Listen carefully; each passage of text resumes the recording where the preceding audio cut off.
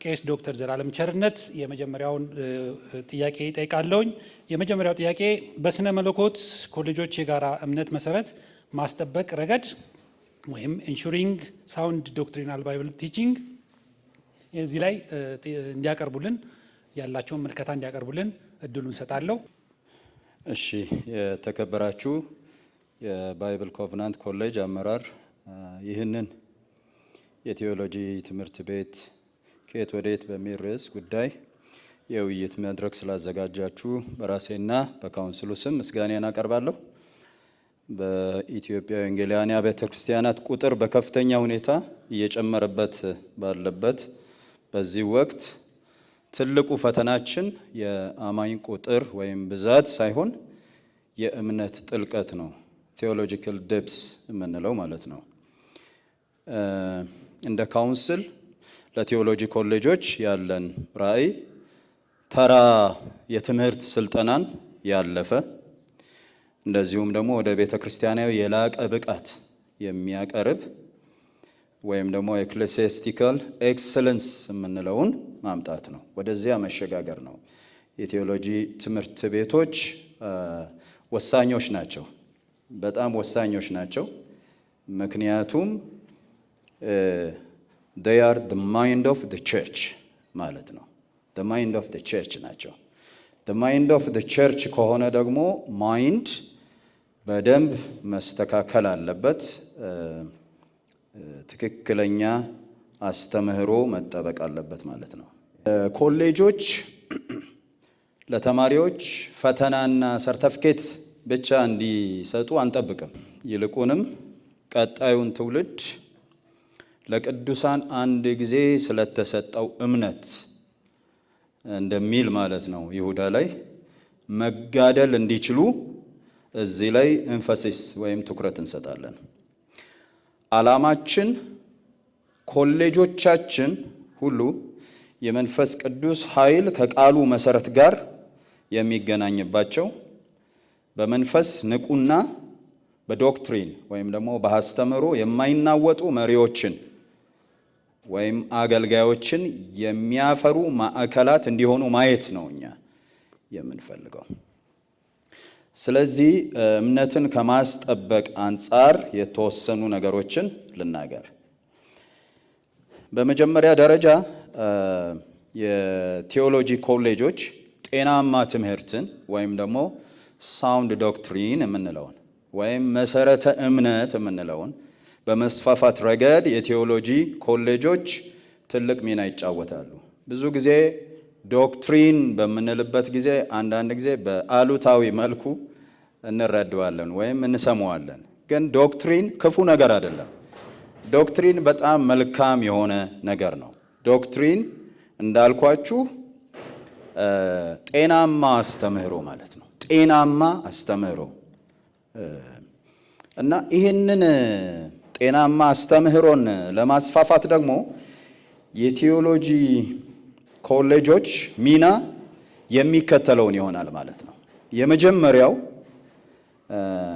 የተስተካከለ ወይም ደግሞ መሰረት የያዘ መጽሐፍ ቅዱሳዊ ሄርሜኔቲክስ ወይም ደግሞ የአተረጓጎም ዘዴ ማስተማር የኮሌጆች የመጀመሪያው ሚና ይሆናል ማለት ነው። ይህንን ስንል ኮሌጆች የመጽሐፍ ቅዱስ ኮሌጆች ወይም የሥነ መለኮት ኮሌጆች ተማሪዎቻቸውን መጽሐፍ ቅዱስን በታሪካዊ በሰዋሰዋዊው እንደዚሁም ደግሞ በስነ ጽሑፋዊው ይዘቱ እንዴት መተርጎም እንዳለባቸው ማስተማር ይኖርባቸዋል። ይሄ በጣም የሚጠቅመው አውድን በጠበቀ መልኩ ተማሪዎች የእግዚአብሔርን ቃል እንዲያጠኑ ይረዳቸዋል ማለት ነው። አውድን መጠበቅ ደግሞ ይሄ ኤክሰጂዘስ የምንለው አለ። ኤክሰጂዘስ እና ኤሰጂዘስ የሚባሉ ሁለት ቃላት አሉ ተመሳሳይ የሚመስሉ። አውድ መጠበቅ ሲኖር ታሪካዊ፣ ሰዋሰዋዊ እንደዚሁም ስነ ጽሑፋዊውን አካሄድ ተከትሎ መተርጎም ትክክለኛ አተረጓጎምን ሲያመጣ እንደዚሁ ደግሞ ሳይከተሉ ደግሞ መተርጎም ሌላ ችግር አለው።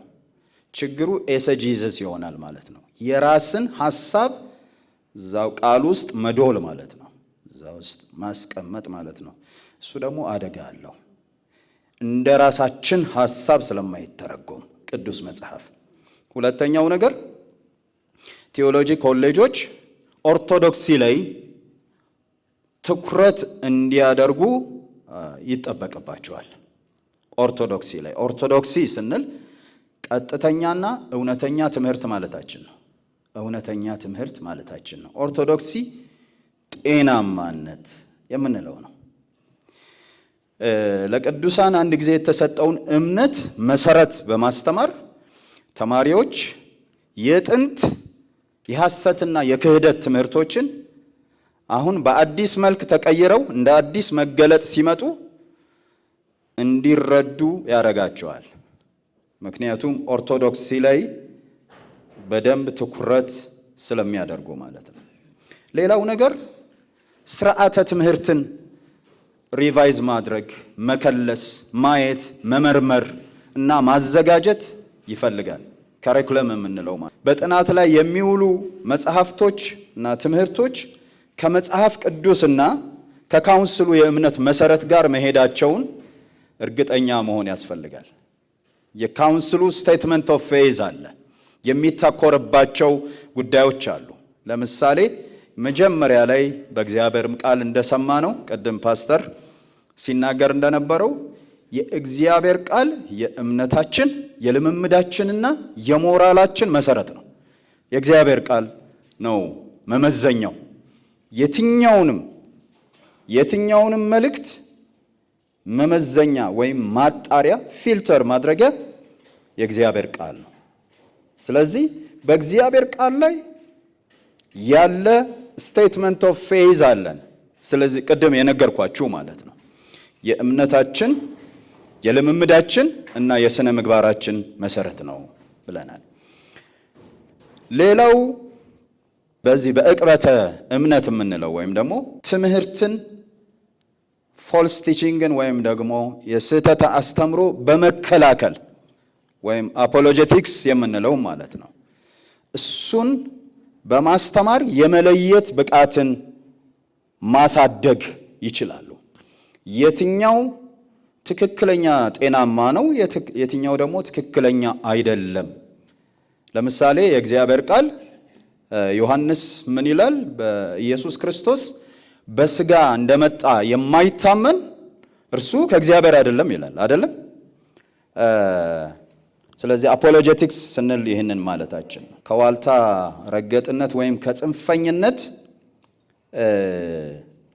ይጠብቃል። በይሄ የቴዎሎጂ አስተምህሮ ማለት ነው። በተለይም ደግሞ እነዚህ ኮሌጆች ባላንስ እንዲሆን አስተምህሮ ህይወት ባላንስ እንዲሆን ወይም ደግሞ ሚዛናዊ እንዲሆን ሚና በጣም ከፍተኛ ነው ማለት ነው። በሚገባ እስካስተማሩ ድረስ እንደዚህ ሚዛናዊነትን የማስጠበቅ ሚና ይኖራቸዋል ማለት ነው። ሌላውና የመጨረሻው የአገልግሎትን ብቃት ለመለኪያነት ያገለግላሉ እነዚህ ቴዎሎጂ ኮሌጆች። ምክንያቱም ለምረቃ ከፍተኛ የትምህርት እና የሥነ ምግባር መስፈርቶችን ማውጣት ይኖርባቸዋል። አንድ ሰው ዝም ብሎ መመረቅ የለበትም። አንድ ሰው ዝም ብሎ ሰርቲፊኬት መውሰድ የለበትም። በርካታ ነገሮች መታየት አለባቸው። የሥነ ምግባር አቅሙ መታየት አለበት። ምን ያህል ይሄ ቴዎሎጂው እንደለወጠው ወይም ደግሞ የመጽሐፍ ቅዱስ አስተምህሮ ምን ያህል በህይወቱ እንደሰረጸና ኤክስፒሪየንስ እንደሚያደርግ መታየት አለበት። ስለዚህ የጠሩ የእውነትንም ቃል በትክክል ከፍለው የሚያስተምሩ ሰዎችን በሁለተኛ ጢሞቴዎስ 2:15 መሰረት እንደዚህ የሚያፈሩ ሰዎችን ስነ መለኮት ተቋማት ማፍራት ይገባቸዋል ማለት ነው። አመሰግናለሁ። እግዚአብሔር የተመሰገነ ይሁን። ያው ዛሬ እየተመለከትን እንዳለው የሥነ መለኮት ኮሌጅ ከየት ወዴት በሚለው ርዕስ ስለሆነ በጳውሎስ አገልግሎት ላይ የስነ መለኮት አገልግሎት ምን ይመስል ነበር የሚለውን የምናየው። ስነ መለኮት መጽሐፍ ቅዱስን በምንመለከትበት ጊዜ በጣም ትልቅ በተለይ ጳውሎስ ስንል አዲስ ኪዳንን ነው የቤተ ክርስቲያን ስራን ተልእኮን ለማስፋፋት እጅግ በጣም እገዛ የሚያደርግ እንደሆነ እንመለከታለን። ኢየሱስ ሲናገር ስልጣኑን ሁሉ ሰጠኋችሁ አለ እና በጠላት ኃይል ላይ ይላል። ስልጣንን ሁሉ ሰጠኋችሁ ይልና የጠላት ብሎ ድካም አይደለም ያለው የጠላት ኃይል ላይ ይላል። ስለዚህ ውጫዊ ኃይል አለ። እኛ ሄደን ኢየሱስ ክርስቶስ ቢያሸንፈውም እኛ ሄደን ደግሞ በተሰጠን በክርስቶስ ኃይል ሄደን ዲፊት የምናደርገው የምናሸንፈው። ስለዚህ የውስጥ ኃይላችንን እጅግ በጣም ልናሳድግ ያስፈልጋል።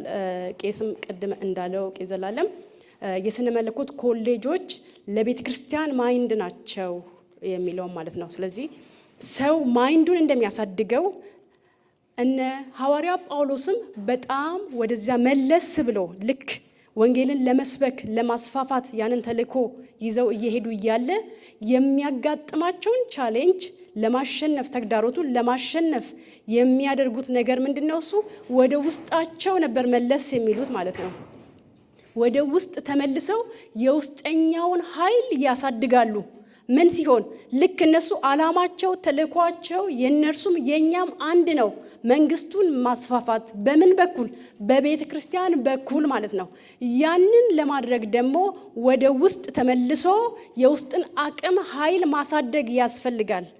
ስለዚህ ሐዋርያ ምዕራፍ 19 ላይ በምንመለከትበት ጊዜ አክቹአሊ ከ18 ጀምሮ ኤፌሶን ቆሮንቶስ አካባቢ ላይ በነበረው አገልግሎት እግዚአብሔር ትልልቅን ድል ይሰጠዋል። እንደዚያውም ደግሞ እጅግ በጣም ትልልቅ የሚባሉ ተግዳሮቶች ያጋጥሙት ነበረ። ያንን በሚሆንበት ጊዜ ሐዋርያው ጳውሎስ ምዕራፍ 19 ላይ ያለውን ቃል እናንብበው በደንብ ሀሳቡን እንድናገኘው ማለት ነው። ቁጥር 7 ላይ እንደዚህ ይላል። ያው ይሄ የምታውቁት ታሪክ ነው። የና አጵሎስን ሌሎቹን እነዛ 12ቱን ስለ መንፈስ ቅዱስ አልሰሙም። ስለዚህ ያንን አሰማቸው፣ ጸለየላቸው። ማሰማት ብቻ አይደለም፣ ጸለየላቸው፣ መንፈስ ቅዱስንም ተቀበሉ፣ ትንቢትንም ተናገሩ ይላል። የሰዎቹም ቁጥር 12 ነው ይላል። 12 ማለት ትንሽ ቁጥር ይመስላል አይደል? ግን በእግዚአብሔር መንግስት ውስጥ ትልቅ ስራ የሚሰራበት ያ ቤተ ክርስቲያንን ለማስፋፋት ማለት ነው። ዛሬም እኛ በዚህ ዘመን ያለ ነው። ትላንት ዛሬንም አንድ ላይ አያይዘን በምንመለከትበት ጊዜ ምንድነው እሱ ዛሬም ስነ መለኮት ትንሽ ሊመስል ይችላል፣ ነገር ግን ለቤተ ክርስቲያን በጣም ትልቅ አቅም ያለው ማለት ነው። እነዚህ 12ቱን አወጣቸውና ቁጥር 8 ላይ እንደዚህ ይላል። ሰዎቹም ሁሉ 12 ያህሉ ነበረ። ወደ ምኩራብም ገብቶ ስለ እግዚአብሔር መንግስት እየተናገራቸው እያስረዳቸው 3 ወር ያህል በግልጥ ይናገር ነበር ይላል። በግልጥ ይናገር። ምን ያህል ጊዜ? 3 ወር። በእርግጥ አጭር ነው የሚመስለው፣ ነገር ግን 3 ወር ሲል በጣም በተደጋጋሚ ለ3 ወር ያህል የተወሰነ ግሩፕን አግኝቶ ነበር ሐዋርያው ጳውሎስ። ለምን? የተወሰነ ግሩፕን በጣም ኢኪፕ ማድረግ ማስታጠቅ፣ በእግዚአብሔር ነገር ምን አድርጎ ግልጥ አድርጎ እንደዚህ ለጀማው ለጉባኤው በደንብ ዲቴል ጥልቅ ነገር ላይሰጥ ይችላል። ያንን ያደርግ ነበር ሐዋርያው ጳውሎስ።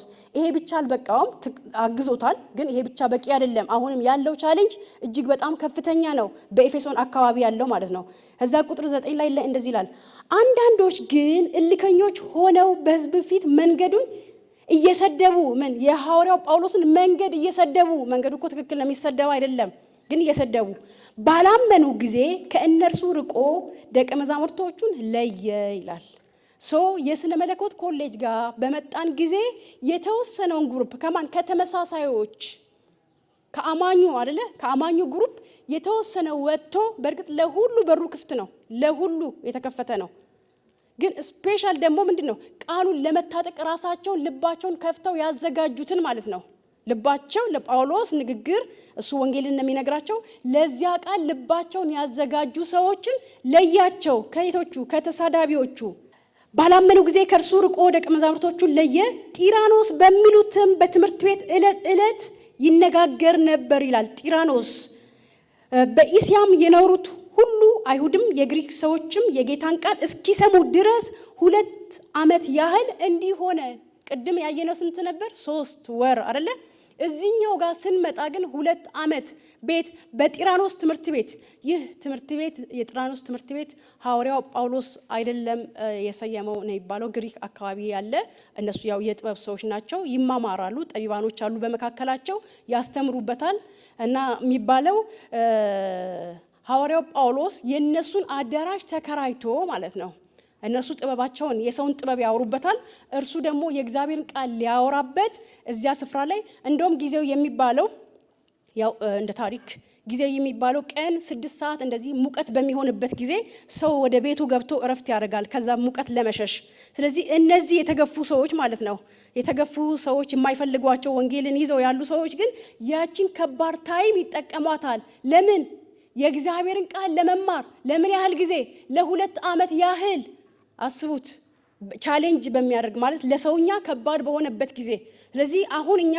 በሚመች መልኩ ስንኖር የእግዚአብሔርን ቃል ለመማር ቻሌንጅ ሊያደርገን ይችል ይሆናል ነገር ግን ባልተመቸ ሁኔታ የቶቹ ደቀ መዛሙርት የተባሉት ማለት ነው አሁን ለይቶ ነው ያወጣው ቦታው በጢራኖስ የትምህርት ቤት ይሄንን ለ2 ዓመት ያህል አደረገ አንድን ነገር 2 ዓመት ሲል እነሱ በየቀኑ ቆጥረው ነው ያደረጉት በነገራችን ላይ ስለዚህ የእግዚአብሔርን ቃል በዚያ መልኩ በደንብ አስታጠቃቸው ሰዎቹ ጉልበት ሆነላቸው ኢሚዲየትሊ የሆነው ነገር ለውጥ ነው የመጣው የሚገርማችሁ በፊት በጣም ቻሌንጅ አድርገውታል ነበር የእግዚአብሔርን ቃል ኢቭን የጳውሎስን አይደለም ኢየሱስን እንኳን ባልተቀበሉት ጊዜ ብዙ ታምራት ማድረግ አልቻለም ጥቂቶቹ ፈወሰ እንጂ ይላል ኢየሱስ መፈወስ ስላቃተው አይደለም እነርሱ ስላላመኑት ስለዚህ ጳውሎስንም እንደዛ ቻሌንጅ ያደረጉት ነበር ያ ቻሌንጅ እንዳይመጣ ምን አደረገ ማለት ነው የእግዚአብሔርን ቃል በኃይል ሰበካቸው እምነት ከመስማት ስለሆነ ማለት ነው ኢሚዲየትሊ ቁጥር 11 ላይ ካየን የሚመጣውን ለውጥ እንመለከታለን ከዛ በኋላ እግዚአብሔርን በጳውሎስ እጅ የሚያስገርም ተአምራት ያደርግ ነበር ስለዚህም ከአካሉ ጨርቅ ወይም ልብስ ወይም ድዌዎች ይወስዱ ነበር ይላል ከዛ በኋላ የነበረው አገልግሎት ቶታሊ ተለየ ጢራኖስ ትምህርት ቤት በዚህ መልኩ ነው የጀመረው ሐዋርያ ጳውሎስ የቤተ ክርስቲያን ከፍ ብላችሁ ከዚህ ወርዳችሁ ስታዩ ደግሞ የጌታ ቃልም እጅግ ያድግ ነበር ይላል ብዙዎችን እያስተማረ ያለ ይሄ የጌታ ቃል ያድግ ነበር የሚለው ምንድነው እሱ ቤተ ክርስቲያን ይስፋፋ ነበር በምን የተጀመረው ግን የቱ ጋር ነው ስነ መለኮት ውስጥ የተፈጠረው ኃይል ማለት ነው በዚሁ ጋር ምንድነው እሱ በ20ኛው ማለት 1900 የጀመረው የመንፈስ ቅዱስ እንቅስቃሴ አሁን ያለንበትን አሁንኛ ከዚያ የመጣው እሳት እየቀጠለ መጥቶ ነው እኛ ጋር ይደረሰው ማለት ነው ያለው የመንፈስ ቅዱስ እንቅስቃሴም አጀማመሩ እንደዚህ ነበር ቻርልስ ፕራማ የሚባለው የተወሰኑ የመንፈስ ቅዱስ እንቅስቃሴ በህይወታቸው ያሉትን ሰዎች ሲያይ ምንድነው ብሎ መጽሐፍ ቅዱስን ማጥናት ጀመረ የሐዋርያትን መጽሐፍ ማለት ነው ሲያጠና ስለ መንፈስ ቅዱስ በዛ በሐዋርያት መጽሐፍ ላይ ያጠኑ ሰዎች የሰሩበት መንገድ ምንድነው እሱ መንፈስ ቅዱስን ያሰሩ ነበር ስለዚህ ምን ማድረግ ጀመረ ቤቴል ባይብል ኮሌጅ የሚልን ጀመረ ቤቴል ባይብል ኮሌጅ ዓላማው አንድ ነው በሐዋርያት ዘመን እንደነበረችው የመንፈስ ቅዱስ እንቅስቃሴ ማወቅ ያወቅነው ነገር እምነትን ይሰጠናል ካመንነው ደግሞ አየነው ማለት ነው ካየነው ማድረግ አቅም ይሆንልናል ስለዚህ ይሄ ቻርልስ ፕራማ የሚባለው ያንን አደረገ ሰበሰበ ወደ 40 ሰዎች የሚሆኑትን የሐዋርያት መጽሐፍ ላይ ያለውን የመንፈስ ቅዱስን እንቅስቃሴ በደንብ አድርገው ያጠኑ ነበር ከዛ የሆነ ሰዓት ላይ እነሱም ኦልሞስት ወደ 2 ዓመት አካባቢ ነገር ነው የወሰደባቸው ገባቸው አንደርስታንድ አደረጉት ከዛ የመንፈስ ቅዱስ እንቅስቃሴም በመካከላቸው መስራት ጀመረ ቤት ግን ካልን የቱ ጋር ካልን ቤቴል ባይብል ኮሌጅ በሚባለው በስነ መለኮት ኮሌጅ ላይ ስለ መንፈስ ቅዱስ አጠኑ ተረዱ እነዚያ ኃይሎች ይላል ታሪክ ሲናገር ማለት ነው ወደ መላው ዓለም ዲስትሪቢዩት የሆኑ የተሰራጩ ኢቭን በመንፈስ ቅዱስ ሲሞሉ ልሳኖቻቸው በሌላ ቋንቋ አንዷን ሴት እዛ ጋር ሲናገር ለ3 ቀን ያህል እቺ ሴት ቻርልስ ፕራማ አክቹአሊ መጽሐፍ ቅዱሱ እውነት ነው እርሱ መንፈስ ቅዱስን አልተሞላም ነበር የሚገርማችሁ እሱ አልተሞላም ማለት መጽሐፍ ቅዱስ ትክክል አይደለም ማለት አይደለም እና ቀድማው እቺ ሴት ተሞላች ማለት ነው ከሱ ጋር ያለችው በመንፈስ ቅዱስ ተሞላችና ለ3 ቀን ያህል በቻይንኛ ቋንቋ ነበር መታወራው ይላል ታሪኩ ሲናገር ከዚያ ቦታ ተነስቶ ወደ መላው ዓለም ይህንን እሳት ይዘው ሄዱ ስነ መለኮት ኮሌጅ እጅግ በጣም የሚያለመልም ቤተክርስቲያንን ለማስፋት ትልቅ አስተዋጽኦ ያለው ስራ እንደሆነ በጳውሎስም አገልግሎት በ20ኛው ክፍለ ዘመን በቤተክርስቲያን ታሪክ ያንን ያሳየናል ማለት ነው አመሰግናለሁ ወደሚቀጥለው ተናጋሪ አልፋለሁ። ዶክተር ሚሊዮን ጉደታ ደግሞ የስነ መለኮት ኮሌጆች መብዛትና እንድምታቸው ሊደረጉ የሚገባቸውን ጥንቃቄ ወይም አሉታዊ ተጽዕኖ መለየት፣ እሱንም ደግሞ አብረው ይነግሩናል። ዶክተር ሚሊዮን ጉደታ። እሺ፣ ክብር ለአምላካችን ለእግዚአብሔር ይሁን። እግዚአብሔር ስለሰጠን ስለዚህ እድልና ጊዜ እግዚአብሔርን እጅግ በጣም አድርገን እንባርካለን። እግዚአብሔር አስደናቂ መምህራችን ነው። ጥያቄው የመጀመሪያው ሁለት ጥያቄ ነው። የመጀመሪያው አንደኛው ጥያቄ ላይ ያለው ሀሳብ ሁለት ነገሮችን እንደያዘ እንዲሁ ከጥያቄው እንድናስተውል አስቀድሜ ማስቀመጥ ፈልጋለሁ ነው። አንደኛ መኖሩ ምንድነው ቤኔፊቱ፣ ሁለተኛው ደግሞ ከመብዛቱ የተነሳ ደግሞ ሊያመጣ የሚችለው ተጽዕኖስ እስከምን ድረስ ነው የሚለውን እንድናይ ይረዳናል። እንግዲህ በእነዚህ ሁለት ዋና ጥያቄዎች አንድ ሆኖ ግን በሁለት መልክ በሚዘረዘረው ጥያቄ ላይ ላነሳ የምፈልገው የመጀመሪያ የስነ መለኮት ትምህርት ቤቶች መብዛታቸው እጅግ በጣም አስፈላጊና ወሳኝ ነው። ከዚህ የተነሳ ዛሬ እንኳን የምንነጋገርበት ይህ የኮቨናንት ባይብል ኮሌጅ በዋናነት አንዱ በኢትዮጵያ ውስጥ ካሉ የስነ መለኮት ኮሌጆች መካከል አንዱ ነው። ስለዚህ በኢትዮጵያ ውስጥ አሁን ያሉ የስነ መለኮት ኮሌጆች መብዛታቸው እጅግ በጣም አስፈላጊና ወሳኝ ነው። ምክንያቱም የምንነጋገርበት መሰረታዊ ሀሳብ እሱ ስለሆነ ከዚህ የተነሳ መብዛታቸው ምንድነው ጥቅሙ ብለን ካነሳን የስነ መለኮት ትምህርት ቤቶች በሚበዙበት ጊዜ የሚማሩ ሰዎች ወይንም ደግሞ አገልጋይ ሆነው ነገ በሕዝቡ ፊት የሚቆሙ ሰዎች የተሻለ ግንዛቤና የተሻለ እውነት እንዲኖራቸው ያደርጋል። የስነ መለኮት ትምህርት ቤቶች ዋና ዓላማ ቅድም በፓስተር የይስ እንደሰማነው የእግዚአብሔርን ቃል እንደሚገባ ሰዎች በሚታጠቁበት ጊዜ የእግዚአብሔርን ቃል በሚገባ ለሕዝቡ ማስተላለፍ ይችላሉ። የሚኖሩት ሕይወት ይሆንላቸዋል። እንደዚሁም ደግሞ ለሌሎች የሚተርፉ እንዲሆኑ ያደርጋቸዋል። እንግዲህ ይሄ ከሆነ ነው ክርስትናን ጣዕም ያለው የተዋበ እንዲሆን የሚያደርገው። ስለዚህ የስነ መለኮት ትምህርት ቤቶች መብዛታቸው የአገልጋዮቻችንን ጥራት እንደሚገባ እንድናበዛ እንድናሰፋ ስለሚያደርገን ስነ መለኮት ትምህርት ቤቶቻችን መብዛታቸው እጅግ በጣም አስፈላጊ ነው። ስነ መለኮት ትምህርት ቤቶቻችን መብዛታቸው ሌላው የሚረዳን በተለይ ሐዋርያው ቅዱስ ጳውሎስ ጢሞቴዎስን የሚመክርበት አንድ ቃል አለው። እንዲህ ይለዋል። በተለይ ሁለተኛ ጢሞቴዎስ ምዕራፍ 1 ቁጥር 13 ላይ እንዲህ ብሎ ይነግረዋል። በክርስቶስ ኢየሱስ ባለው እምነትና ፍቅር አድርገህ ከእኔ የሰማኸውን ጤናማ ቃል ያዝ ይለዋል። የሚገርም ነው። ጤናማ ቃል ምሳሌ ያዝ ይለዋል። በጣም የሚገርም ክፍል ነው ይሄ ክፍል።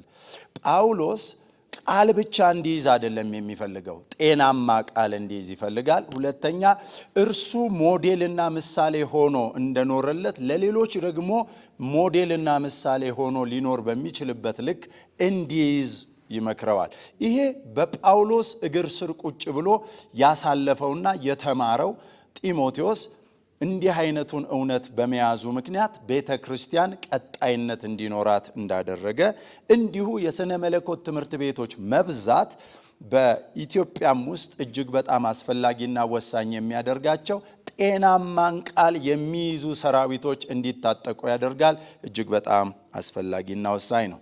ሁለተኛውን ከዚሁ ጥያቄ ጋር አብሮ ተመሳሳይ የሆነውን ነገር ደግሞ እናንሳ። እነዚህ ትምህርት ቤቶች ሲበዙ አሉታዊ ተጽዕኗቸው ደግሞ ምን ይሆናል የሚለውን ነገር እንድናስብ በጣም አስፈላጊ ነው። ጠቃሚ እንደሆነ ሁሉ ጎጂነትም ደግሞ አብሮ ይመጣል። እንደምታውቁት ቃልን በመሰንጠቅና ስነ መለኮታዊ ይዘቱን በመጣል እንደ ጭንቁር የሚባላ ትምህርቶችን ከሰዎች ልብ ውስጥ ማፍራት ይጀምራል። ስለዚህ ስነ መለኮት ትምህርት ቤቶች በሚበዙበት ጊዜ ጤናማ ስለመሆኑና ስላለመሆኑ ሁልጊዜ ጠንቃቃ መሆን የእያንዳንዳችን ኃላፊነት ነው። ለዚህም ነው የካውንስሉ በዚህ በኢትዮጵያ ውስጥ ባለው አገልግሎት ውስጥ የካውንስሉ መኖርና አስፈላጊ የሚሆነው ስነ መለኮታዊ ይዘቶችን በጥንቃቄ እንዴት መመራት እንዳለባቸው እንዲያይ ያደረገን። ከዛ ያ ከሆነ ቤተ ክርስቲያን ጤናማ አገልጋዮች ይኖሯታል፣ እንደዚሁም ደግሞ ጤናማ ሕዝብ እንዲኖር ያደርጋል። ይህንን ደግሞ በስነ መለኮት ትምህርት ቤቶች መብዛት የሚገኝ ትርፍ እንደሆነ እንድናስብ ያስፈልገናል። እዚህ ላይ ጨርሻለሁ። ዶክተር ሚሊዮን ጉደታን በጣም አመሰግናለሁ። እግዚአብሔር ይስጥልኝ። ወደሚቀጥለው ተናጋሪን ማልፈው ዶክተር ፈቃዱ ረዳ የስነ መለኮት ትምህርት በዘመኑ ያለውን ሁኔታ ያስረዱናል። እግዚአብሔር አምላክን ስለዚህ ጊዜ እናመሰግናለን።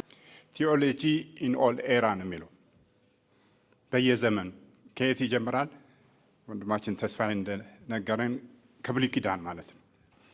እኛ የምናውቀው የኢየሩሳሌም ጉባኤ በ325 የኒቆያ ጉባኤ የትሬንት ጉባኤ ነው የምንለው። ስለዚህ ስነ መለኮት ከ30 ዓመተ ምህረት በፊት ምን መልክ የያዘ ነው? ታሪካዊ፣ ቃል ኪዳናዊ አምልኮና የአምልኮ ስርዓቶች፣ የነቢያቶች አዋጅ፣ የነቢያቶች ትርጉም፣ ስለ ጦርነት ስላለው ሁኔታ፣ ስለ ፍርድ፣ ፍትህ። አምስተኛው ጥበባዊና ስነ ጽሑፋዊ። ስድስተኛው የቃል ማስተላለፍ ኦራል ትራዲሽን ወይም ደግሞ ስነ ጽሑፋዊ ይላል። ምንድን ነው ባህሪያቸው? እነዚህ በጣም ተለዋዋጭ ዳይናሚክ ናቸው፣ ግን ደግሞ ልምድን ይፈልጋሉ። ሁለተኛው ደግሞ ቃል ኪዳን ይፈልጋሉ፣ ግንኙነት ይፈልጋሉ። ሶስተኛው ተግባራዊ ሊሆን የሚገባው ትምህርት ነው የሚያስፈልገው። ባህሪያቸው ይሄ ፕሮግሬሲቭ ሪቨሌሽን የሚባለው ክርስቶስን ማንነቱን በጥላ መልክ የነበረውን እየገለጸ የሚሄድ ማለት ነው። ሞራላዊ፣ በእርግጥ የነበረው ሲስተማቲክ አይደለም። ከዛ በኋላ እንመጣለን 30 እስከ 100ኛ ዓመት በኢየሱስ ክርስቶስ ሕይወት፣ ሞት፣ ትንሣኤ ያተኮረ መሰረታዊ ትምህርት ነው። የድሮ ቤተ ክርስቲያን የአዲስ ኪዳንን መጽሐፍት ልትጽፍበት የቻለችው ዘመን ነው። ከ100 እስከ 451 ብዙ ጊዜ እህታችን ዶክተር ሰናይት የምትወደው የአባቶች የእምነት አባቶች ወይም ቸርች ፋዘርስ እነ ኦገስቲን ክርስቲያናዊ ስነ መለኮትን ከሐሰት ትምህርት የተጋፈጡበት፣ ዋናው ደግሞ ትልቁ ካውንስል በ325 የሥላሴን ምስጢር እነ ተርቱሊን መመሪያ ያስቆምበት ነው። ከ451 እስከ 1500 ደግሞ የስኮላሪዝም ወይም ደግሞ የዩኒቨርሲቲዎች መብዛት ነው። እነ ቶማስ አኩነስ እምነትን ከምክንያት ወይ ከአመክኖ ጋር ማያያዝ። ከ1500 እስከ 1700 ደግሞ ተሐድሶ ዘመን ነው። በተለይ በማርቲን ሉተር እና ሌሎችም ምን ላይ ነው የሚያተኩሩት? ስክሪፕቸር ሶላ፣ መጽሐፍ ቅዱስ ብቻ እውነት፣ ስለ ጽድቅ፣ በእምነት ስለሚገኘው ጽድቅ። የፕሮቴስታንትና የካቶሊክን ዘመን የነበረ ከ1700 እስከ 1900 ሞደርን ፐሪየድ የሚባለው ማለት ነው። የአብርሆነት የአእምሮ አብርሆነት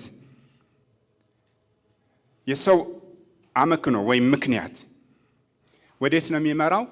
ወደ ሊበራል ቴዎሎጂ። እግዚአብሔር እንዳለ ያምናሉ፣ ግን ኃይል የለውም። ምክንያቶች አሉ፣ ግን ደግሞ ይሄ ምን አመጣ? ወደ ኒዮ ኦርቶዶክስ አመጣ። ኒዮ ኦርቶዶክስ ማለት አዲስ እውነት የተገለጸ ማለት ነው። በነ ባርት ስሚዝ የመጣ ማለት ነው። የመጨረሻው ከ1900 እስከ አሁነኛው ዘመን በሁለት መልክ ነው ወቅታዊ አሁነኛው ህይወት የሚያሳይ ነው። በዓለም ደግሞ ብዙ ግጭቶች የተፈጠሩበት ነው። ዓለማዊነትም የበዛበት ነው። ኒው ኦርቶዶክሲ በ20ኛው ክፍለ ዘመን ነው የመጣው 1935። ያኛው ሊበራል ቴዎሎጂ በ1800 ወይ 18ኛው ክፍለ ዘመን ነው። እና ይሄ ኒው ኦርቶዶክሲ ምን ላይ ያተኩራል? እግዚአብሔር ማንነቱን አንወስነውም፣ ራሱን የበለጠ እያከበረ ኃይሉን እየገለጸ ማንነቱን እያሳየን የሚሄደው የሚለው ነው። ሁለተኛው ደግሞ የመገለጥ አስፈላጊነት ይላል። ግን ሌላ ቴዎሎጂ ደግሞ መጥቷል፣ ግሎባል ማጆሪቲ።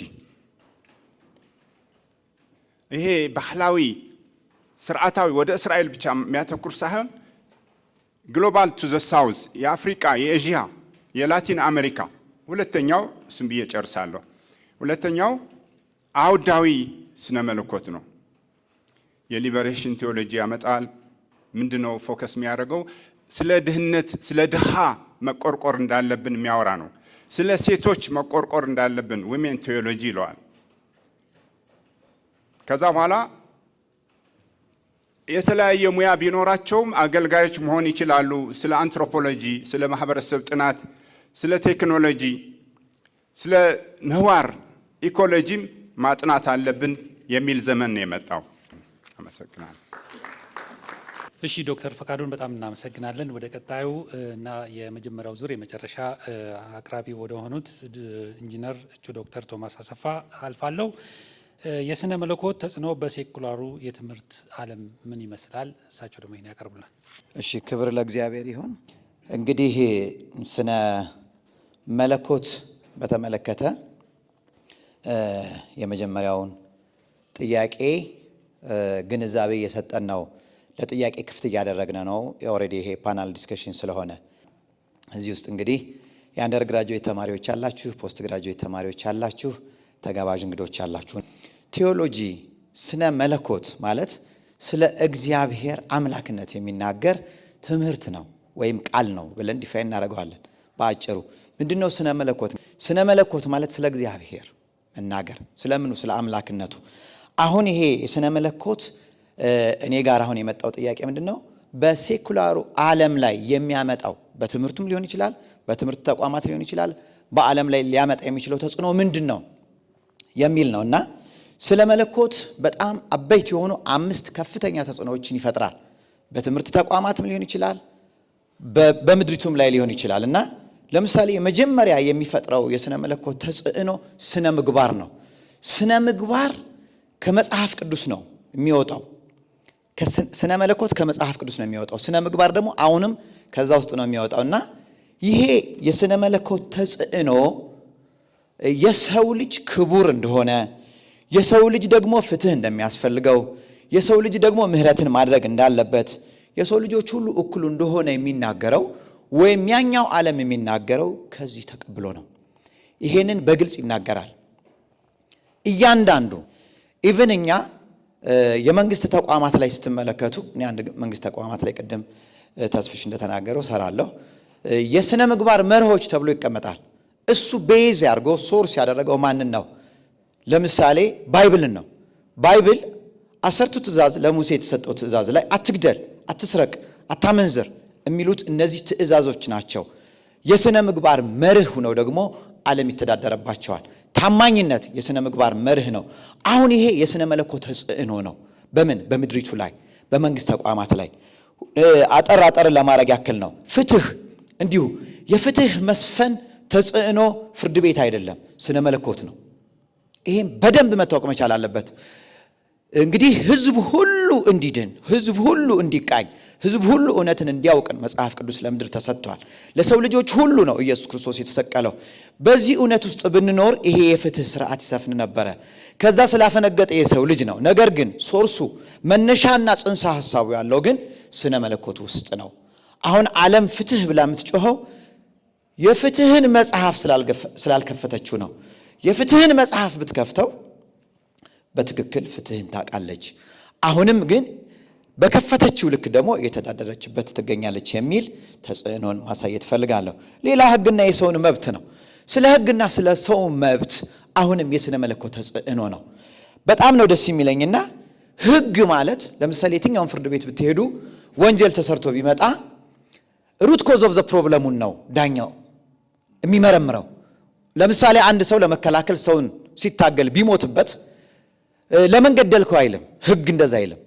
ሩት ኮዝ ኦፍ ዘ ፕሮብለም ሲከላከል በአጋጣሚ ወደቀ የሆነ ነገር መተው ሞተ ነው የሚለው። ባይብል ጋር ላገናኝላችሁና ስለ መለኮት እንዴት ነው ይሄንን ያደረገው ወይስ ህግ እንዴት ከዚህ ተቀዳ የሚለው ነገር ለማየት ምሳሌ 6:16ን ስንመለከት በጣም ነው የሚገርመኝ። እግዚአብሔር 6 ነገሮችን ይጠላል ይልና 7ኛውን ደግሞ አጥብቆ ይጸየፋል ይላል። ለምሳሌ ትዕቢተኛ አይንን ይላል ምሳሌ 6:16 ክፉ ነገር የምትናገርን ምላስ ይልና ንጹህ ደምን የምታፈስ እጅ ይላል። እነዚህም ብሎ 6 ነገር ያስቀምጣል። ይጠላቸዋል ይልና 7ኛውን ደግሞ በወንድማማቾች መካከል ጸብን የሚዘራውን አጥብቆ ይጸየፈዋል ይላል። ለምንድን ነው? አሁን ንጹህ ደም ከምታፈሰው እጅ ማለት ምን ማለት ነው? ነፍሰ ገዳይ ማለት ነው። ከነፍሰ ገዳይ ነገረኛ ይበልጣል? አዎ ይበልጣል። ለምን? ሩት ኮዝ ኦፍ ዘ ፕሮብለም። አሁን ነገረኛ ሰው ላይሆን ይችላል። በወንድማማቾች መካከል ጸብን የሚዘራ ሲል እግዚአብሔር ነገረኛ ሰው አንዱ ነው። የሚያጣላ ሰው አንዱ ነው። ክፉ መንፈስ አንዱ ነው። ሁኔታዎች ሌሎች ነገሮች ናቸው። ብቻ ጸብን ሊፈጥር የሚችል ነገር ማለት ነው። እንደ አንድ ፒስ ኦፍ ወርድ ከተጠቀም ደግሞ በወንድማማቾች መካከል ጸብን የሚዘራ አሁን የባይብል ተጽዕኖ ነው ይሄን ነገር የሚያደርገውና የሥነ መለኮት ተጽዕኖ ነው። ሌላ በትምህርት ቤቶች በዩኒቨርሲቲዎች ላይ ተጽዕኖ ነበረው ሥነ መለኮት። አሁን ምናልባት ዘመን ተቀይሮ ሁሉ ነገር ጸጥ ስላለ ነው እንጂ የሃርቫርድ እና የኦክስፎርድ ዩኒቨርሲቲዎች መጀመሪያ የሥነ መለኮት ትምህርት ቤቶች ነበሩ። ካህናቶች ነበሩ የሚሰለጥኑባቸው። ያው ትውልድ ሲተኛ ደግሞ የሳይንስ ትምህርት ቤት ሆነዋል። አለ ሥነ መለኮት ተጽዕኖ አለው። ሌላ በፖለቲካና በመንግስት ተቋም ስርዓት ላይ በባህልና በስነ ጥበብ ላይም እንደዚህ ከፍተኛ ተጽዕኖዎች አሏቸው። የትኛውም ጥበብ የሚሸተው ቢብሊካል ሲሆን ነው። ብዙ ድምፃውያን የሚወጡት ከየት ነው? ስነ ጥበብ የሚወጣው ከየት ነው? ከቤተ ክርስቲያን ነው። የሥነ መለኮት ተጽዕኖ ስላለው ዝማሬው የያሬድ ዜማ ያምራል፣ በጣም ደስ ይላል። ተባረኩ። እሺ ዶክተር ቶማስ በጣም እናመሰግናለን። እንግዲህ የመጀመሪያውን ዙር የሚያቀርቡትን ጨርሰዋል። ወደ ሁለተኛው ዙር እናልፋለን። እንግዲህ በመጀመሪያው ቅደም ተከተል መሰረት ቄስ ዶክተር ዘላለም ቸርነት የመንፈስ ቅዱስ ልምምዶች የጋራ ቅኝት የሚለውን እንግዲህ በአብያተ ክርስቲያናት ዙሪያ ያለውን ያቀርቡልናል። ምናልባት እንግዲህ ካውንስሉ ቤዝ ያደረጋቸው የጋራ እምነቶች አሉ። ከዛ ነው የምንነሳው። የጋራ እምነቶች አሉ። አንደኛው የእግዚአብሔር ቃል ነው። ሁለተኛ ቅድም የተነሱት የአባቶች እነዚህ ክሪድ የምንላቸው የሃይማኖት መግለጫዎች የምንላቸው የኒቅያ፣ የኬልቄዶን፣ የአትናሽስ እነዚህና የመሳሰሉት እንደዚሁም ደግሞ the five solas የምንላቸው አምስቱ ብቻዎች ሶላ ስክሪፕቱራ፣ ሶላ ግራሻ፣ ሶላ ክርስቶስ፣ ሶላ ፊዴ፣ ሶላ ዲ ግሎሪያ የሚባሉ አምስቱ ማለት ነው። አሁን እነሱን ባናብራራም ማለት ነው። እነዚህ ላይ ፎከስ ያደርጋል። እነዚህ የጋራ እምነቶቻችን ናቸው። ለምሳሌ የሐዋርያት የእምነት መግለጫ የምንለው የሁላችንም ነው። በነገራችን ላይ የወንጌል አማኞች ሁሉ ነው። እኔ ሁሉም በሚችል ሰማይና ምድርን በፈጠረ በእግዚአብሔር አብ አምናለሁ፣ ደግሞም በአንድ ልጁ በመንፈስ ቅዱስ በተጸነሰ ከድንግል ማርያም በተወለደ በጴንጤናዊ በጲላጦስ ዘመን መከራን በተቀበለ በተሰቀለ በሞተ ወደ ሲኦልም በወረደ በሦስተኛውም ቀን ከሙታን በተነሳ ወደ ሰማይም በወጣ ሁሉም በሚችል በእግዚአብሔር አብ ቀኝ በተቀመጠ በሕያዋንና በሙታን ሊፈርድ ከዚያም በሚመለስ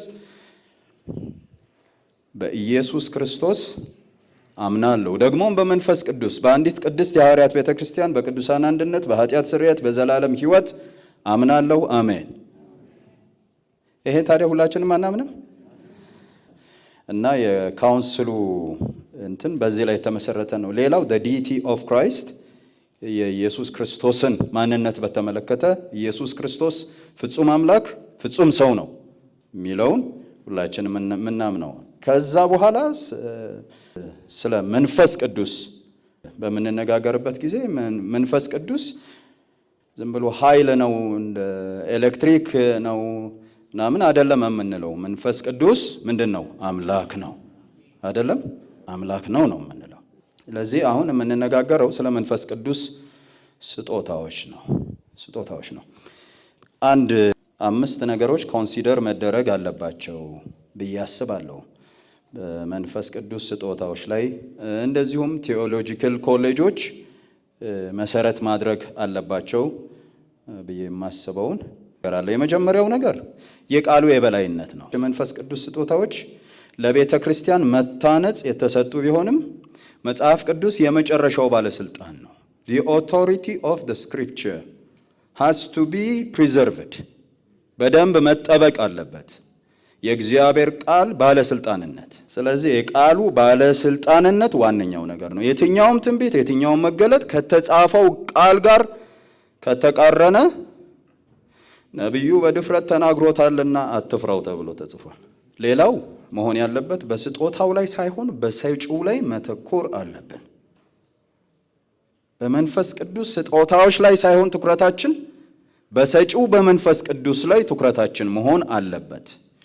ስለዚህ ቴዎሎጂካል ኮሌጆችም ማስተማር የሚገባቸው መሰረታዊ ነገር ይሄ ነው።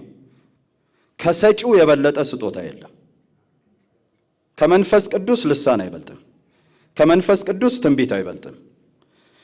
ሌላም። ስለዚህ መንፈሳዊ ብስለት ነው የሚያስፈልገው ማለት ነው። የቆሮንቶስን ቸርች እንዴት ታዩታላችሁ? የቆሮንቶስ ቸርች እኮ ስጦታዎች ሁሉ ያሉበት አይደለም? ስለ አጠቃቀም ነው የተመከሩት። እንደውም እነሱ ግን በጣም የተባሉት ነገር ሁሉ ጊዜ እኔ የሚገርመኝ ገና ሕፃናት ናችሁ፣ ገና ስጋውያን ናችሁ ይላል ሐዋርያው ጳውሎስ። በአምልኮ ያለ ስርዓት፣ በጸጋ ስጦታዎች አጠቃቀም ላይ መጽሐፍ ቅዱሳዊ ስርዓትን ማስቀመጥ በጣም አስፈላጊ ነው። በመንፈስ የሚመራ አገልግሎት ግርግራና ሁካታ መሞላት የለበትም። መጽሐፉ እንደሚለው በአግባብና በስርዓት ይሆን።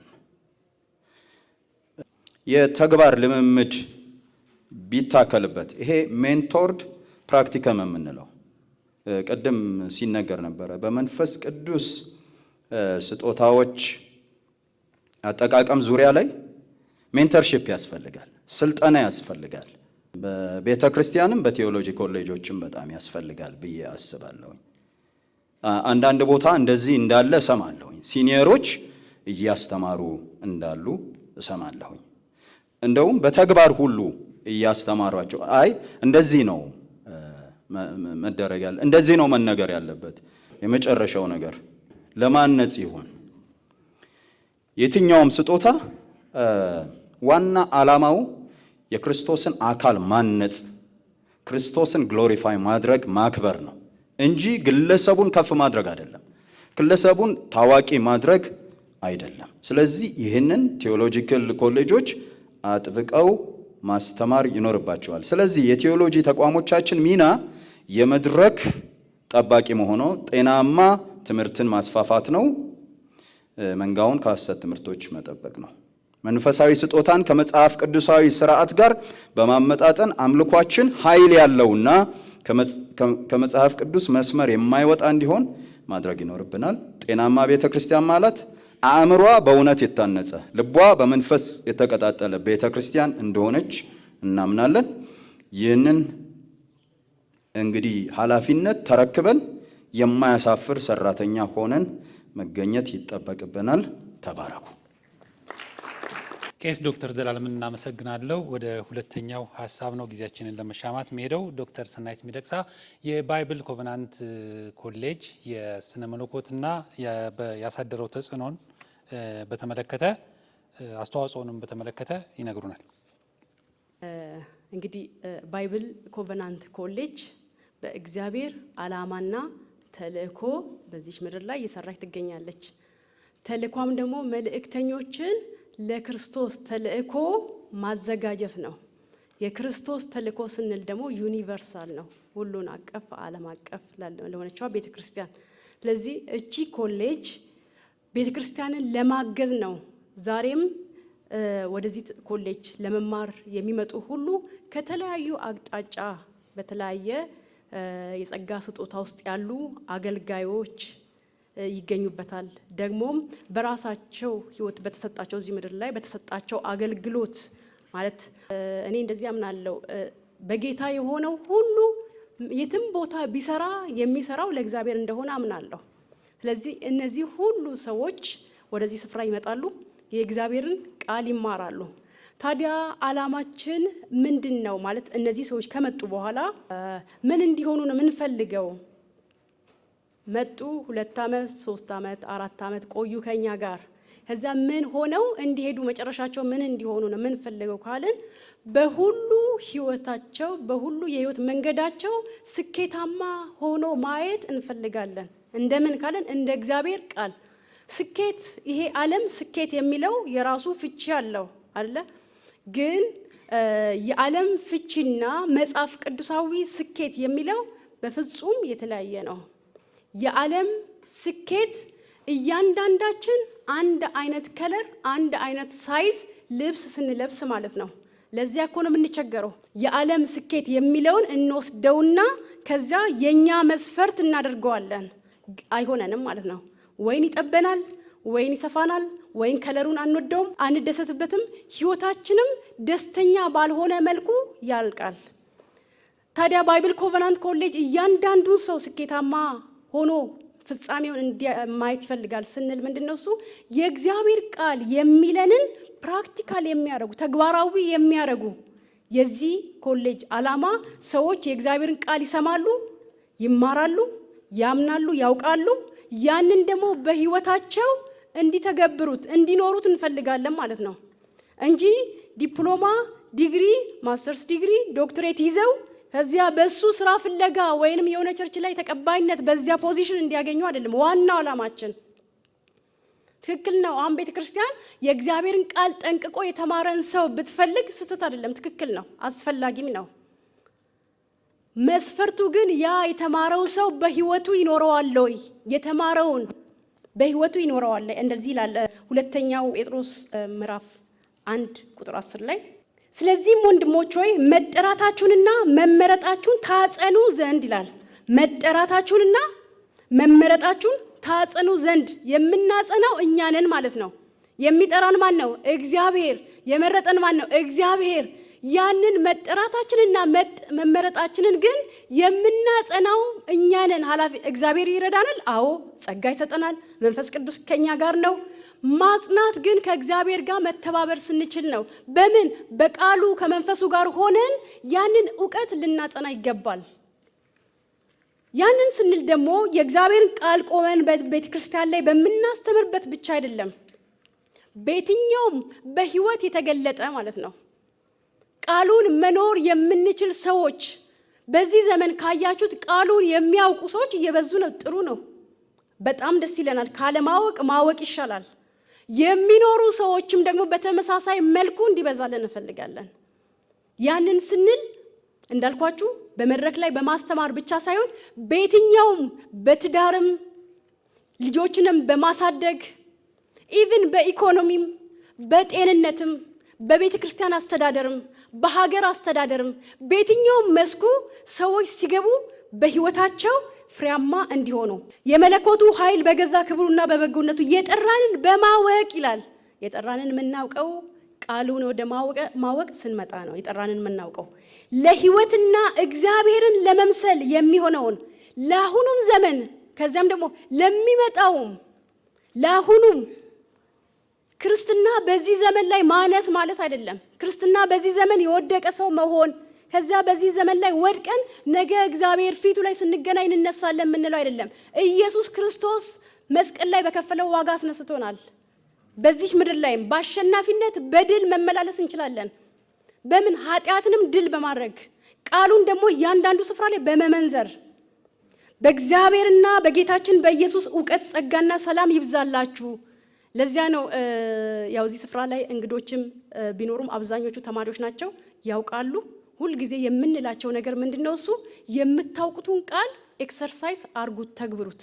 እሱ ብቻ አይደለም፣ በቃል ብቻ አይደለም የምንላቸው፣ የፕራክቲካም ጊዜ እናዘጋጅላቸዋለን።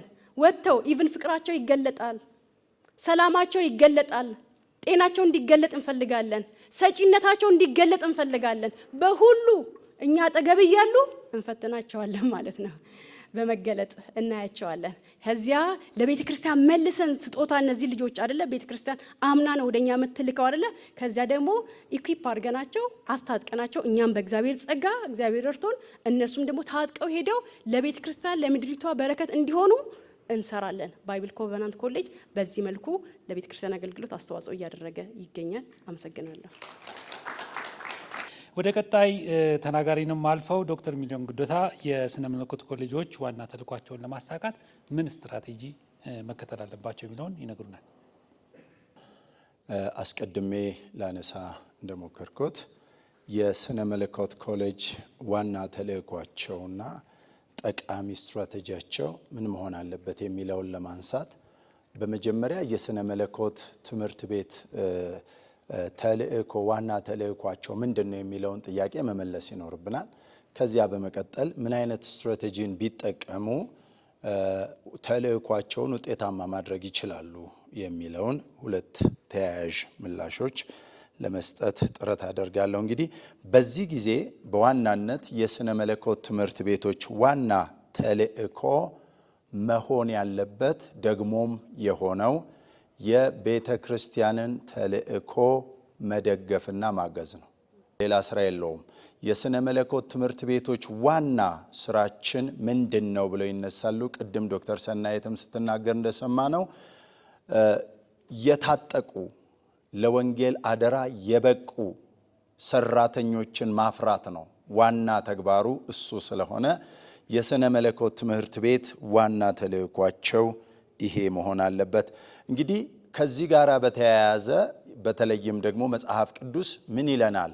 ለሥነ መለኮት ትምህርት ቤቶች ሊሆን የሚችል መሰረታዊ የሆነ ተልእኮ ምንድን ነው ስንል በሁለተኛ ጢሞቴዎስ ምዕራፍ 3 ከቁጥር 16 እስከ 17 ድረስ ያለው እንደሚታወቀው ይሄ ክፍል የሚነግረን እንዲህ ነው።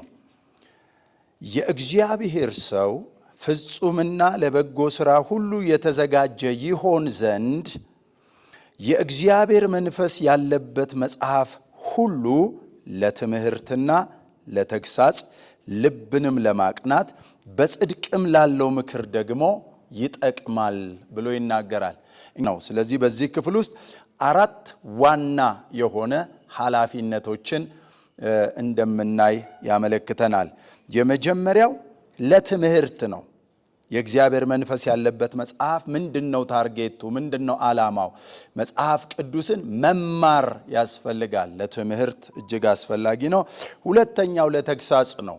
የእግዚአብሔር ቃል ይገስጻል። ሲገስጽ ሊያቀና እንደሆነ እናውቃለን።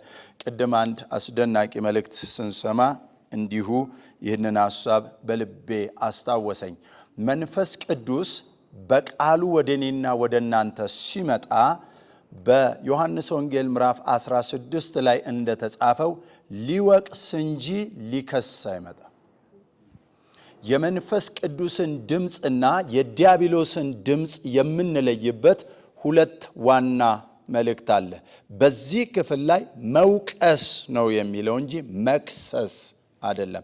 ስለዚህ የመንፈስ ቅዱስን ድምፅ የሥነ መለኮት ትምህርት ቤቶች ለትውልድ በሚያስተላልፉበት ጊዜ ሰው ተወቅሶ ጥፋተኛ መሆኑን ተረድቶ ወደሚመለስበት ሕይወት እንዲመጣ ማድረግ እንጂ ከሶ አሳዝኖ በራሱ ላይ ተጽዕኖ አምጥቶ ራሱን ጥሎ ለሌሎችም እንቅፋትና ጉቶ እንዲሆን ማድረግ አይደለም። ይሄ የዲያብሎስ ሥራ ነው። በመንፈስ ቅዱስ የሆነው የሥነ መለኮት ማስተማር ሥርዓት ግን ይህንን ያደርጋል።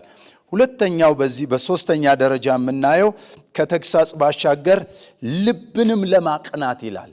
ልብንም ለማቅናት ሊቀኑ የተገባቸው ልቦች አሉ። ይህ ልብ የሚለውን በዚህ ክፍል ላይ የምንመለከተው አንደርስታንዲንግን ነው፣ የመረዳት ባለጠግነትን ነው። በኤፌሶን ምዕራፍ 1 ላይ የልቦናችሁ ዓይኖች ሲበሩ የመጥራቱ ተስፋ ምን እንዲሆን በእርሱ ዘንድ ያለ የርስት ክብር ባለጠግነት ምን እንዲሆን በቅዱሳን ዘንድ ያለው የኃይሉ ታላቅነት ምን እንዲሆን ታውቁ ዘንድ ነው ይላል። ስለዚህ የእውቀት ጉዳይ ነው፣ የለውጥ ጉዳይ ነው። እውቀት በሰዎች ሕይወት ላይ ሲመጣ እምነት በሰዎች ሕይወት ላይ ይበረታል። ያለ እውቀት ማመን ያስቸግራል። እምነት እውቀት ይፈልጋል። ስለዚህ ይህንን እውቀት ማግኘት የሚቻለው በሥነ መለኮት ትምህርት ቤቶች ነው። ከዚህ የተነሳ ልብ ይቀናል፣ ልብ ይስተካከላል፣ መረዳት ይስተካከላል። ከዚህ የተነሳ አትራፊ ይሆናል። ሌላኛው በጽድቅ ላለው ምክር ደግሞ ይጠቅማል። ታዲያ ይሄ ከሆነ ስትራቴጂው ምን መሆን አለበት ነው? ይህ ከሆነ የሥነ መለኮት ትምህርት ቤት ተልእኮ ስትራቴጂው ምን መሆን አለበት? የቤተ ክርስቲያንን ተልእኮ ተግባራዊ ማድረግ ከሆነ ቤተ ክርስቲያን ደግሞ የተሰጣት 2 ዋና ተልእኮ አላት። የመጀመሪያው ወንጌልን መስበክ ነው። ሁለተኛው ደቀ መዝሙር ሆኖ ማድረግን ነው። የመጀመሪያው ወንጌልን ለዓለም ሁሉ ማድረስ ነው። ሁለተኛው ደቀ መዝሙር ሆኖ ማድረግን ነው። ሆኖ ያልኩበት ምክንያት አለኝ። ብዙ ደቀ መዝሙር ያልሆኑ ግን ደቀ መዝሙር አድራጊዎች ስለበዙብን የሥነ መለኮት ትምህርት ቤቶች ይህንን ማድረግ ይጠበቅባቸዋል። ስትራቴጂያቸውን መንደፍ ያለባቸው ከዚህ አንጻር ነው። ይህንን እውነት ለማጽናት መከተል ያለባቸው ይህንን ክፍል መሆን አለበት። እንደምታውቁት በመጽሐፍ ቅዱሳችን በማቴዎስ ምዕራፍ 28፣ በማርቆስ 16፣ በሉቃስ 24፣ በዮሐንስ 20 እና በሐዋርያት ሥራ ምዕራፍ 1 ላይ በዝርዝር የቤተ ክርስቲያን ተልእኮ ተቀምጧል። ይህንን ተልእኮ እውን ለማድረግ ስትራቴጂዋን የትኛውም የሥነ መለኮት ትምህርት ቤት ማስተካከልና ማዘጋጀት ይጠበቅብናል። ይህን መንገድ የተከተለ ቤተ ክርስቲያንን ለመጥቀም የሚችልበትን አቅም ያገኛል። ስለነበረን ጊዜ እግዚአብሔር የተባረከ ይሁን። እግዚአብሔር ይባርካችሁ። ዶክተር ሚሊዮን ጉደታን በጣም አመሰግናለሁ። ወደ ቀጣዩ ተናጋሪን ማልፈው ዶክተር ፈቃዱ ረዳ የሥነ መለኮት 26 የወደፊቱ አቅጣጫ ምልከታ ማለት ወደፊት ምንድን ነው ማድረግ ያለብን፣ ተግዳሮቱና ይዘት እና ጽኑ አቋም ምንድን ነው መሆን ያለበት የሚለውን ይነግሩናል። 2025 ቆም ብለን እናስብና ጥንቃቄ የሚደረግበት ዘመን ነው። ደግሞ ተስፋ አለ። ተስፋው እንዴት ነው? ሰው መንፈሳዊ ተሳትፎነትን እየመረጠ ነው። ልቡ ወደ መንፈሳዊነት ያመዝናል። በጎ ጎኑ ነው እየተነገርኳቸው ያለው። የመጽሐፍ ቅዱስ ሽያጭ ደግሞ አሻቅቧል። በዓለም ስንት ቋንቋ አለ የሚለው ሄድኩበትና 7000 ቋንቋ አለ። መጽሐፍ ቅዱስ ሙሉም በከፊልም በስንት ሺህ ቋንቋ ተሰራጨ ስል 4000። ኢትዮጵያስ ከ85 እስከ 100 ቋንቋዎች አላት። ሙሉ መጽሐፍ ቅዱስ ብቻ 16 ቋንቋዎች ነው የተተረጎሙ። ስራ ይቀረናል። በቅርቡ 3 ዓመት በፊት 50 ዓመት የፈጀ የጋሙኛ ሙሉ መጽሐፍ ቅዱስ ተተርጉሟል። 50 ዓመት ነው የፈጀባቸው። ስለዚህ የመጽሐፍ ቅዱስ ሽያጭ አሻቅቧል የሚለው በዚህ እናይበታለን። መጽሐፍ ቅዱስም ደግሞ ለማንበብ ሰው በተለይ ወጣቱ ልቡ ያመዘነበት ዘመን ነው። ግን ደግሞ የተቆላለፈ ነገር አለ። በአማኞች ላይ ብዙ ጫና አለ። ዓለማዊነት አለ። ቴክኖሎጂ ደግሞ የገነነበት ነው። አስተምሮ የለሰለሰበት ዘመን ነው። ተግሳጽ የሌለበት ዘመን ነው። መከራ ደግሞ የበዛበት ዘመን ነው። በናይጄሪያ ክርስቲያኖች ሲጨፈጨፉ እናያለን። ታዲያ እዛ ላይ ቆመን 2026 ምንድን ነው ይዘቱ?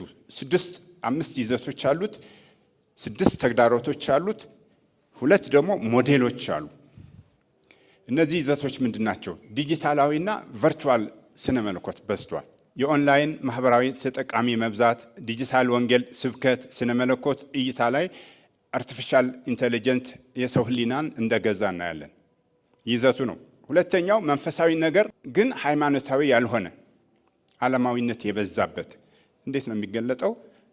መዝቀጥ የበዛበት ነገር ግን ተቋማዊ ያልሆነ ሃይማኖት እይታና መንፈሳዊ ጥማት የጎላበት ነው። ሶስተኛው ስነ ምህዳር ስነ መለኮት ኢኮ ቴዎሎጂ የበዛበት አካታች የሚለው ነው። አራተኛው የደቡብ ክፍለ ግዛት የበላይነት ከሳህራ በታች ያሉት ሀገራት የክርስትና መስፋፋት አፍሪካ የወደፊት ስነ መለኮት አውዳዊ መልክ የማስያዝ ጉዳይ ነው፣ እነ ኤዥያ።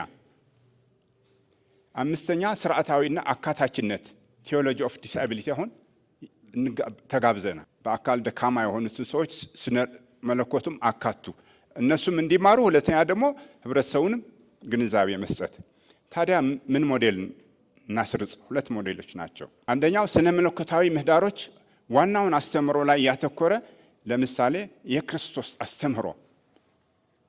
ሁለተኛው ከግል ተኮር ወደ እውነት ተኮር አውዳዊ ማድረግ። አደጋዎቹ ምንድን ናቸው? የመጽሐፍ ቅዱሳዊ ስልጣን መሸርሸርና የስነ መለኮት መሀይምነት አቋራጭ መንገድ የመፈለግ አዝማሚያ። ይህ ዋና አደጋ ለክርስቲያኖች ጥልቅ እውቀት ያለመያዝና መሰረታዊ እውነቶች አስተምህሮቻችን ለማቀብ አቅም ማጣት ይታያል። ውጤቱ ምንድን ነው? እምነትህን በጉልህ ያለመለማመድ። ሌላኛው ውጤት ደግሞ የተመሰረቱት አስተምህሮዎች ልምዶችን በባህላዊ መቀየር። ሁለተኛው አደጋ በቴክኖሎጂ መዋጥና መሳብ። ሶስተኛው አደጋ ጫፍ የወጣና የተበታተነ። አራተኛው አደጋ የገብረ ገብ የሞራል አሻሚነት፣ ስነ መለኮታዊ ስነ ምግባር ጫና የማሳደር። አምስተኛው አደጋ ባህላዊ ጣር ድካምና ዝምታ። ስድስተኛው አደጋ ስነ መለኮት ያለ አግባብ መጠቀም ወይም ምናባዊ ስነ መለኮት ማድረግ። እነዚህን 5 ነገሮች ደግሞ እዘረዝላለሁ። መፍትሄው ምንድን ነው? 2 መፍትሄ ነው ያለው። ሆን ተብሎ ዓላማ ያለው ደቀ መዛሙርነትን ማስተማር። ሁለተኛው መጽሐፍ ቅዱሳዊ መሰረት ማድረግ 6 ነገሮች አሉ። እነሱን አንብቤ ጨርሳለሁ። መስህብ ባላቸው የቤተ ክርስቲያን ፕሮግራሞች ሳይሆን ሆን ተብሎ የሚሰጥ የደቀ መዛሙርትነት ትምህርት ማተኮርና ሀብት ማፍሰስ። ሁለተኛው ህዝባዊ ስነ መለኮት እንደ ሉጋም ወይም በቁጭት በማስተማር ወደ ዝምታ ከማፈግፈግ መሄድ። ሶስተኛው አውዳዊና ሞዴላዊ የተስማማና አዲስ ነገርን የተለማመደ አስተምህሮ ማድረግ። አራተኛ ወሳኝ የሆነ እውነታ ላይ መቆምና ድህረ አካዳሚክ ስነ መለኮት ማድረግ። አምስተኛው አካባቢውና አየር የህብረተሰብ ፍትህ ላይ ማተኮር ኢኮቴዎሎጂ የሚባለው። ስድስተኛውና የመጨረሻው መረጋጋትንና የአመራርን እንክብካቤ ማድረግ። ለምን መሰልቸት ለማስወገድ ትኩረቱም የመጋቢያንን እንክብካቤ ወይም እረኝነት፣ መሪዎችን በመንፈሳዊ መነቃቃትና ንቁ መሆን ማድረግ፣ የመለየት ብቃት ይሄ ዲሰርንመንት የሚለው አውዳዊ ብንሆንም በመጽሐፍ ቅዱስ እውነት ጥልቅ መረዳት ማግኘት፣ በትንበያ እውቀት ከዚህ ተለዋዋጭ ዓለም ጋር መከታተል የሚለው ነው። አመሰግናለሁ።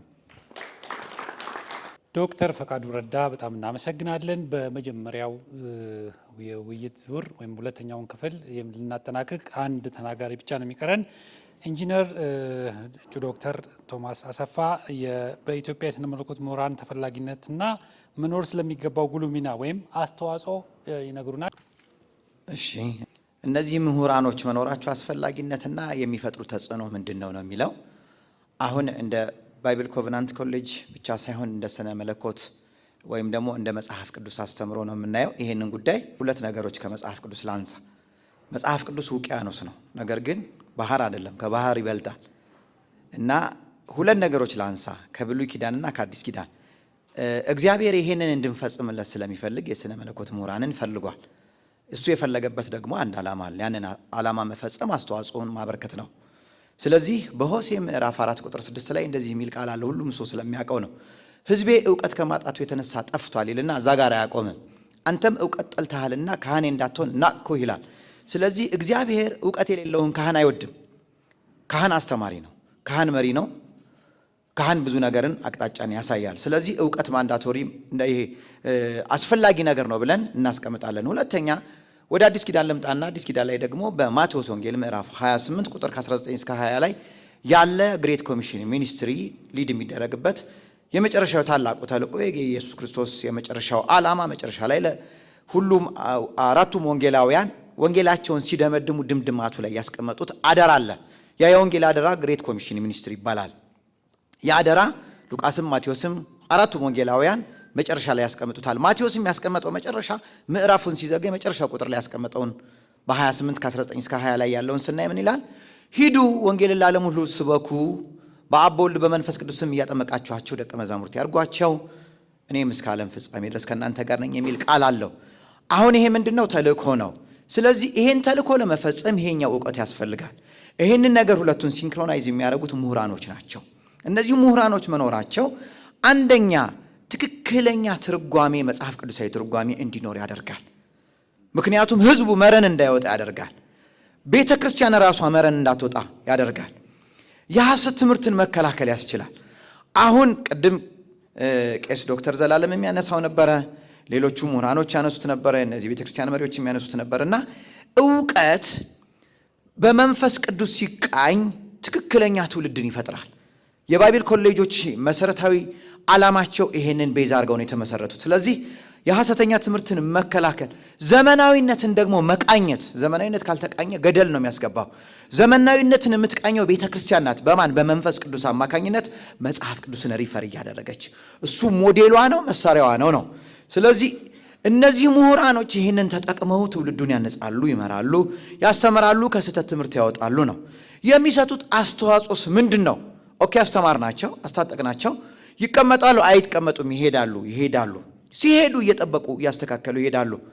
አንድ መጽሐፍ ቅዱሳዊ ጥቅስ አሁንም እዚህ ጋር ማንሳት ፈልጋለሁ እና በጳውሎስ መኖር በጳውሎስ ዘመን የነበረው ነገር ተቃኝቷል። ለምሳሌ አንድ ነገር አሁንም ላንሳ። የቆሮንቶስ ቤተክርስቲያን ምን እንደምትመስል ሁሉም ክርስቲያን ያውቃል። ቆሮንቶስ በወደብ ላይ የተመሰረተ ከተማ ናት። ከቤቻዶም እና ከክርክራኦስ መካከል ያለች ከተማ ናት።